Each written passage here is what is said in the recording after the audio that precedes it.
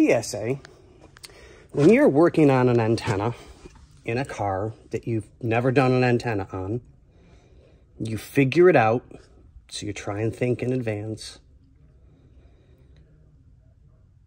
When you pull your wire through so that you can pull the new antenna line, so let me grab the new antenna line. Let me show you what I mean.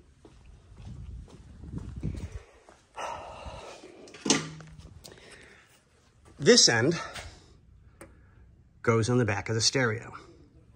So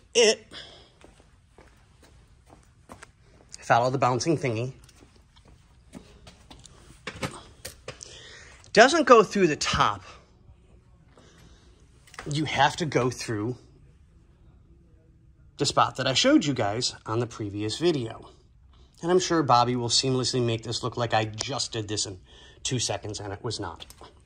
Because Bobby's really good that way. So what happens? I pull the wire through to get it set, go to push it back through, and went, where's the wire? I didn't give it enough wire so that when I pulled it through to get the antenna piece for here, that I could pull it through. Absolute nightmare.